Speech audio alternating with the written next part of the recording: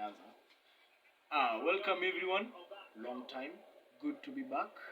Here is Marcelino with some analysis for you. And today, our topic of the day is the current Serie A leaders, Napoli. Now, Napoli are the runaway Serie A leaders and are set for their first Scudetto in 3 decades and set for their third ever Scudetto in their history. They are also playing in for their first time ever in a Champions League quarterfinal.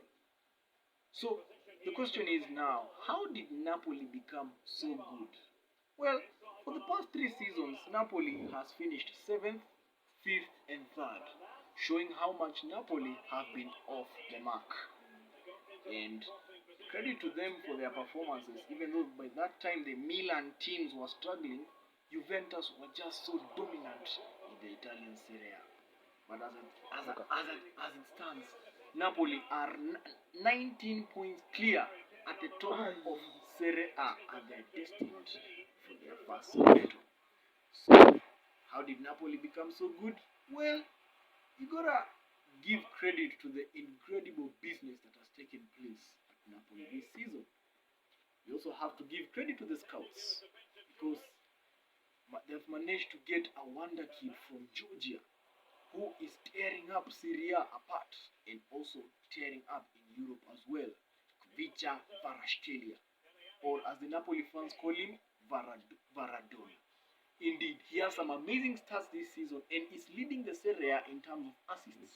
He has 10 assists this season so far and is the third top scorer in the Italian Serie A as well. Varashkelia has been on good form as well. But as we credit Kvaratskhelia, let's not forget about the main man, the main striking partner with him, Victor Osimhen. Osimhen has been amazing for Napoli ever since he arrived from Lille, and his performances have clearly shown how much he is a top striker in Europe. 29 goals and 5 assists in 38 games just shows how much the marksman has been good for the Gli Azzurri. Indeed, another person to be given credit, Andre Frank Zambo Anguissa. Zambo Anguissa has been a force in the midfield. He has managed to put the midfield in place, and whenever the team moves forward, well, they're guaranteed safe that he can hold the mid till the final whistle. Again, credit to Andre Frank Zambo Anguissa. Also, one person to be given credit is Luciano Spalletti. Now, the Roma legend arrived at Napoli at 2021 and managed to get Napoli into one of those Champions League places, finishing third last season. Many people did not expect much from Napoli after they sold some of their best players, who were even, some of them were termed to be the spine of the team, like captain Lorenzo Insigne, top scorer Dries Mertens, talisman Kalidou Koulibaly, goalkeeper David Ospina, and Fabian Ruiz to Paris Saint-Germain. Many people thought Napoli, for them, it would be a transition season, and even then making a top 4 would be a big blow. But to the utter surprise, the boys are on top of Serie A. Another credit to be given to Spalletti because of his free-flowing football. He is well known for his fast, pacey, attacking football, and courtesy of the gaffer, they were able to even outpress one of the best pressing teams in the world, Liverpool, and even beat them by 4 goals to 1. They were placed in a group that everybody thought would be a very simple group.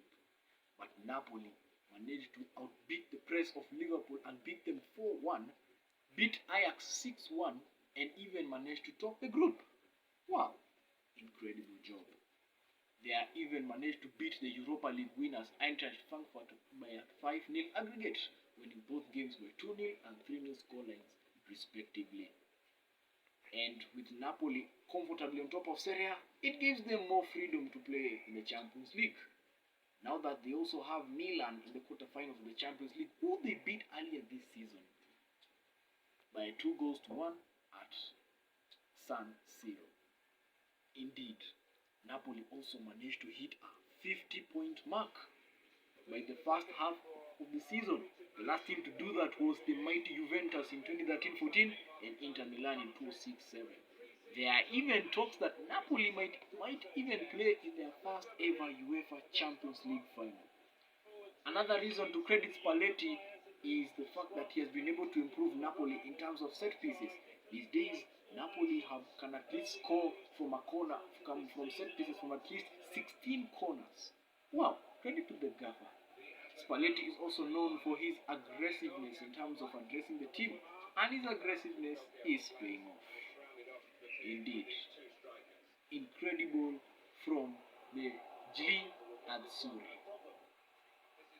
And one of their best results of the season, well, you guessed it right. They beat the mighty Juventus by 5-1, handing Juventus their first ever heavy loss in 30 years. Whoa! Juventus fans, we do have pain without pain. And so, let us hear your comments. What other reasons do you think Napoli have been incredible this season? Let me share it in your comments. As we move away, I want to greet you and say, yeah mama. Oh, fuck. Mmesikia kitu commentator amesema. That's very interesting, my nigga. Good.